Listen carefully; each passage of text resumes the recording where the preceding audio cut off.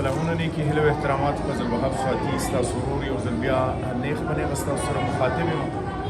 مسلمانان وروڼو دا وخت راغلی یو د مولانا صاحب سره خواته ناست یو. د بناتو مدرسې ته د 20 قرآن شریفونو ضرورت دی، هغه مونږ مولانا صاحب له ورکوو. انشاءالله دوی به دغه خپله مدرسه کې کوم چې طالبات دي هغوی به انشاءالله په دې کې حفظ کوي.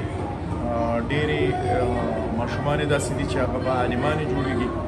زه یو درخواست کوم دا کوم چې صاحب استطاعت خلک دي دوی ته زه بار بار دغه یو وینا کوم چې تاسو د مدارسو سره مرسته وکړئ، دوی د قرآن په شکل کې د کتاب په شکل کې، ځکه چې سخت او تکالیف په دغه خلک تېروي او ثوابونو کې به تاسو پوره د هغې سره شریک کړئ. نو د کومو خلکو وس دس کېږي نو بلکل تاسو نیغ په نیغه زموږ سره رابطه کوئ او د دغې مدارسو سره مرسته کوئ.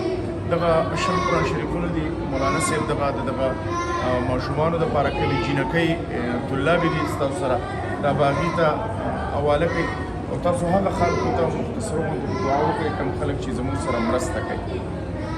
یا الله هغه خلک چې د دین خدمت کوي، د دین مرسته کوي، یا الله ته هغوی له نور هم استطاعت ورکړي چې هغه نور هم مرسته وکړي. د هغو څومره مشکلات دي الله ته هغه مشکلات حل کړي.